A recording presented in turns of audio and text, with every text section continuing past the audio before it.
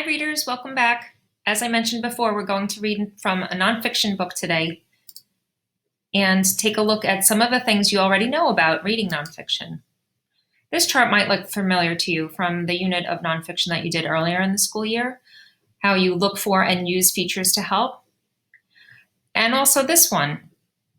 When you're reading nonfiction, you expect and look out for keywords, and you understand and use the keywords. When we're reading today, I want us to think about what is the text teaching us? What is this feature teaching us? What is the glossary teaching us? That is, if the book actually has a feature, such as a diagram or a text box, a caption. The glossary we talked a lot about in the introduction. So the book we'll read together is called Jellyfish, Mysterious Creatures from the Sea. And the only thing I really know about jellyfish is that they sting. I remember going to the beach as a child and my parents always saying, stay away from the jellyfish in the water. They can sting you. I never saw a jellyfish that looked like this one on the cover before. Let's take a look inside and see how the book is set up. Here we have a table of contents. Wonderful. At the end of the book, there's a glossary and an index. Inside the book, this is a chapter title on the left, Beautiful and Dangerous. It has, here's a diagram, just like one of the other books in the introduction had. Great. Here's another diagram that's in the form of a circle, so it must show some sort of cycle of some kind, a map. Okay, so another chapter called Food, Jellyfish Safety, and there again is the glossary and index at the end of the book. Let's go back to the beginning and think about those three questions. What is the text teaching me or helping me understand? What is the feature teaching me? And what is the glossary teaching me? Let's begin with Beautiful and Dangerous, which is on page 2.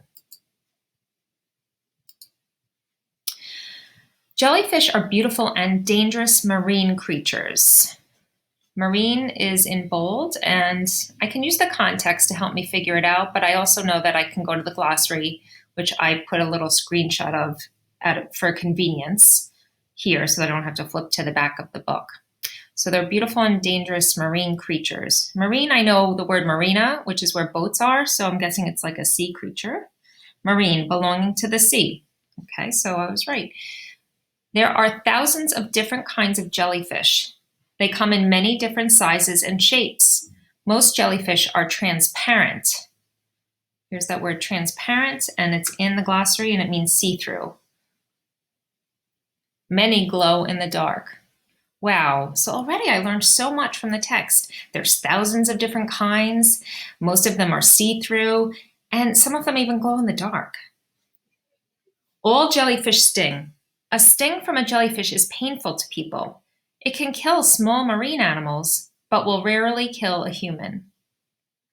When you are at the beach, watch out for jellyfish on the shore and in the water. Chapter 2, The Anatomy of a Jellyfish. And I'm going to look at the feature first to see what I'm learning.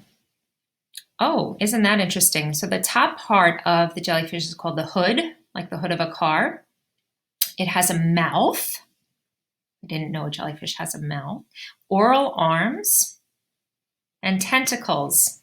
Oral arms, that's an interesting name of a part for the jellyfish, because oral, I think of when you refer to your mouth, oral. So oral arms, I don't know why they're called oral arms. Maybe the text will help us understand that. Jellyfish are mostly made up of water. Most jellyfish are bell-shaped.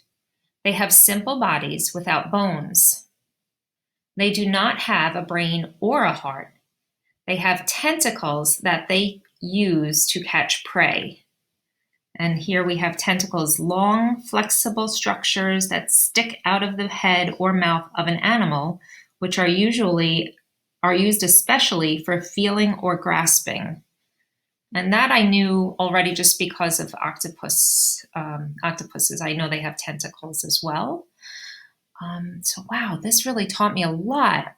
It helped me understand that there's different parts of the jellyfish. This feature, the diagram taught me, and what the names of those are, and that they don't even have a brain or a heart. Wow. Jellyfish can be very small or very large. Some are only 1 inch long, and some can be up to 7 feet long. Oh my goodness, my husband is 6 feet tall, so 7 feet, that's huge. They can have tentacles that are up to 100 feet long. My goodness. Jellyfish pulsate. Let's go back down here and see what that might mean. Pulsate, to expand and contract. So to make bigger and make smaller. Let's see, jellyfish pulsate their bell-shaped hood to help them move, but mostly they move with the tides and water currents. So the head, that top part, I remember in the diagram showed that was called the hood. So that pulsates to help them move. Jellyfish have nerves on their tentacles that help them to detect light and smells. Oh, that's cool. So some things that I've learned about jellyfish on this page from the text are that they can become very, very large, and they can be very, very small, and that their tentacles help them smell and detect light. And the glossary taught me about this word pulsate, that they move by pulsating their hood to move around in the water, and that the tide and also the water currents help them. So I'm going to leave the lesson there for you.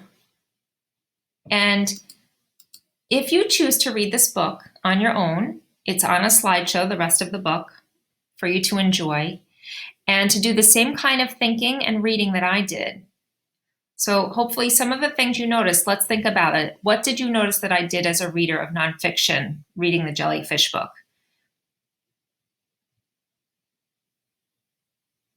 Did you notice that I referred to the glossary if I saw a word that was in bold? Did you notice that I read the words on the diagram and thought about it before I started reading the text? Did you notice that after each page I kind of thought of something I learned? So those are things that I'd like for you to try today in your own reading. Again, it can be the rest of the Jellyfish book, or it can be another book that you have. That's your choice. You will fill out a Google Doc form also to tell us what you learned from either the text, a feature, or from the glossary in the books that you're reading. Happy reading. Can't wait to see what you have.